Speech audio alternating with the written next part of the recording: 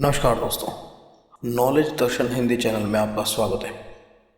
दोस्तों, क्या आप अपने शहर की सर्दी को बेकाबू मानते हैं? अगर हाँ, तो हम जहाँ की बात करने वाले हैं वहाँ की सर्दी की बातें सुनकर आप अपने शहर की सर्दी को बहुत ही कम आंकने लगेंगे। जी हाँ, हम बात कर रहे हैं दुनिया के सबसे ठंडे रिहायशी शहर की। हम बात करने जा रहे हैं भारत से करीब 5,000 किलोमीटर दूर रूस के दूसरे छोर पर स्थित ओमियोकुंड शहर की, जहां का -72 डिग्री सेल्सियस तापमान तालाब की मछलियों को भी जमा देता है। यहाँ की जबरदस्त ठंड के कारण इस जगह को पोल ऑफ कोल्ड भी कहा जाता है। दोस्तों, यहाँ की पॉपुलेशन सिर्फ 900 के करीब है, जिसका कारण यहाँ की खतरनाक ठंड ही है। आपके या हमारे शहर में सर्दी सिर्फ कुछ महीनों के लिए होती है, लेकिन यहाँ के लोगों को पूरे साल ठंड की मार झेलनी पड़ती है। ये शहर साल के 365 दिन बर्फ से ढका रहता है। यदि आप यहाँ खोलता हुआ पानी भी हवा में फेंकते हैं तो वह चुटकियों में जम जाता है। यहाँ का तापमान आपके फ्रीजर से कम 20 गुना कम होता है। यह सुनकर आपको यहाँ की ठंड का अंदाज़ा हो ही गया होगा। इस भयानक ठंड के कारण यहाँ लोगों को पीने का पानी तक नसीब नहीं होता। लोगों को बर्फ को उबालकर पीने लायक पानी बनाना पड़ता है। अब एक बात समझिए, आपके शहर में यदि आपको वॉशरूम का इस्तेमाल करना है तो आप सोचते नहीं और सीधा वॉशरूम के लिए भागते हैं, लेकिन यहाँ ऐसा नहीं है। इतनी ठंड के कारण यहाँ नलों में पानी जम जाता है, जिसके कारण लोगों को घर के बाहर जाकर वॉशरूम यूज़ करना पड़ता है। समस्या यहीं ख़त्म नहीं होती। यहाँ आपको वॉशरूम जाने के लिए इतनी तैयारी करनी पड़ती है जैसे मानो किसी जंग में जाना हो, और बाहर जाते ही चेहरे पर बर्फ़ की एक परत जम जाती है। यहाँ तक के पलकों पर भी बर्फ़ जम जाती है। क्या आप जानते हैं, यहाँ इतनी ठंड होने के बाद भी एक चीज़ बहुत ही विचित्र है कि यहाँ कपड़े बहुत जल्दी सूख जाते हैं। अब आप हैरान होंगे कि जब इतनी ठंड है तो कपड़े कैसे जल्दी सूख जाते हैं। हमारे यहाँ तो सर्दियों में कपड़े सूखने में 2 से 3 दिन का वक्त लग जाता है। वहाँ इतनी बर्फ़ होने के बाद भी कपड़े जल्दी कैसे सूख जाते हैं? तो इसका कारण यहाँ की ठंड ही है। इतनी ठंड होने के कारण धोने के बाद कपड़ों में जो पानी होता है वो जम जाता है, और बस फिर कपड़े को किसी ठोस सतह पर मारो या फिर किसी डंडी से झाड़ दो, सारी बर्फ झड़ जाएगी। है ना मज़ेदार जानकारी?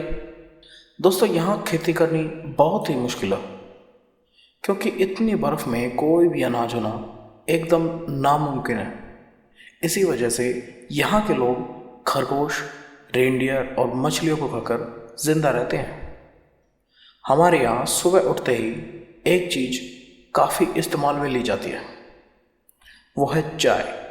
लेकिन यहाँ के लोग चाय की जगह वोडका का इस्तेमाल करते हैं।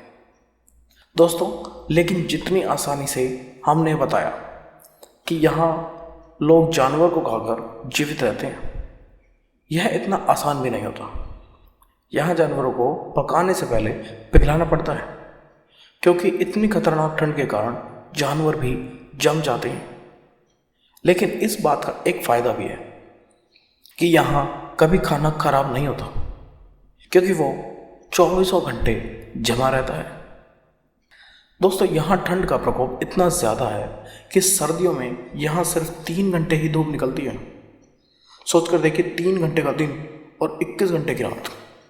सोचने से ही सर्दी लगने लगती है। दोस्तों, कभी ना कभी आपके मन में ठंड में स्कूल जाते समय आलस जरूर आया होगा। तो सोचिए, यहाँ के बच्चों को स्कूल या कॉलेज जाते समय कितनी ठंड का सामना करना पड़ता होगा। लेकिन फिर भी यहाँ स्कूल खुले रहते हैं और बच्चे स्कूल में जाते हैं। हालांकि हद से ज़्यादा ठंड होने पर स्कूल बंद कर दिए जाते हैं। दोस्तों, यहाँ के लोगों के पास गाड़ियाँ तो हैं, लेकिन उन्हें चलाने में जो समस्याएं आती हैं उनकी तो बात ही अलग है। पहले तो गाड़ी में बैठने के लिए ही इतनी दिक्कतों का सामना करना पड़ता है, क्योंकि यहाँ गाड़ी पर इतनी बर्फ़ जम जाती है, कई बार तो उसे हटाना नामुमकिन तक हो जाता है। यदि यहाँ एक बार स्टार्ट गाड़ी को बंद कर दिया जाए तो वो गाड़ी स्टार्ट नहीं होती, क्योंकि ठंड के कारण इंजन तक जम जाता है। इसलिए यहाँ के लोग गाड़ी को स्टार्ट ही रखते हैं, और यहाँ गाड़ी को ठीक हालत में रखने के लिए या अच्छे से पार्क करने के लिए हॉट गैराजेस भी बनाए जाते हैं, जहाँ हमेशा गर्मी बनी रहती है। ये तो थी गाड़ियों की बात। दोस्तों, यहाँ ठंड इतनी ज़्यादा है कि मोबाइल फ़ोन तक की बैटरी बहुत ही जल्दी ख़त्म हो जाती है। यहाँ पीने के पानी की सप्लाई के लिए भी बॉयलर पॉइंट लगाए गए हैं, जिनमें हर समय आग जलती रहती है और पानी गर्म किया जाता है, जिसे पाइपलाइन के जरिए घरों तक पहुँचाया जाता है। यदि इस बॉयलर पॉइंट में एक बार भी आग बुझ गई तो ठंड के कारण पाइपों में पानी जम जाएगा और पाइप में ब्लास्ट भी हो सकता है। इसलिए इन बॉयलर पॉइंट में हमेशा आग जलती रहती है, क्योंकि यहाँ गर्मियों में भी तापमान -10 से -50 डिग्री ही रहता है। दोस्तों, यहाँ की एक चीज़ लोगों के लिए किसी अभिशाप से कम नहीं है। यदि यहाँ किसी की मौत हो जाती है तो उसे कब्र तक भी नसीब नहीं होती, क्योंकि इतनी बर्फ़ में कब्र खोदना नामुमकिन सा हो जाता है। यहाँ कब्र खोदने के लिए लगातार खुदाई करनी पड़ती है, क्योंकि यदि कुछ मिनटों के लिए भी खुदाई को रोका गया तो उस पर फिर से बर्फ़ जम जाएगी। इसलिए कब्र खोदते समय कब्र के पास हर समय आग जलानी पड़ती है। कब्र खोदने के बाद यदि लाश को दबा भी दिया जाए तो वो काफ़ी दिन तक डिकम्पोज नहीं हो पाती। इसलिए ये कहना गलत नहीं होगा कि यहाँ के लोगों को मौत भी नसीब नहीं होती। दोस्तों, इतनी ठंड के बारे में सुनकर हमें लगता है शायद ही इस शहर में कोई जाना चाहेगा। यदि फिर भी यहाँ कोई जाना चाहता है तो उसे पहले कड़ी ट्रेनिंग का सामना करना पड़ता है, क्योंकि यहाँ बाहर से आने वाले लोगों को सबसे बड़ा खतरा फ्रॉस्ट बाइट का होता है। इसमें ठंड के कारण आपकी उंगलियों को काटना भी पड़ सकता है। दोस्तों, ये शहर चारों तरफ से ऊंची पहाड़ियों से घिरा हुआ है, जिसके कारण यहाँ की हवा बाहर तो नहीं जा पाती और यही कैद होकर रह जाती है, जिसके कारण यहाँ का तापमान बढ़ नहीं पाता। यहाँ का न्यूनतम तापमान -72 डिग्री सेल्सियस रिकॉर्ड किया गया।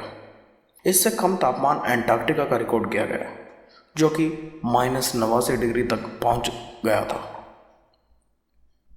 लेकिन वो एक रिहायशी कॉलोनी नहीं है, इसलिए हम कह सकते हैं कि ओमियोकुन दुनिया का सबसे ठंडा रिहायशी शहर है। तो दोस्तों, क्या आप ओमियोकुन जाना चाहेंगे? यदि हाँ, तो हमें कमेंट में लिखकर ज़रूर बताएं, और ये वीडियो उन लोगों के साथ ज़रूर शेयर करें जो बात बात पर अपने यहाँ की ठंड को कोसते रहते हैं। उम्मीद है आपको ये वीडियो बहुत पसंद आया होगा, तो वीडियो को लाइक करें और ऐसी ही रोमांचक वीडियो देखने के लिए चैनल को सब्सक्राइब करना ना भूलें। धन्यवाद।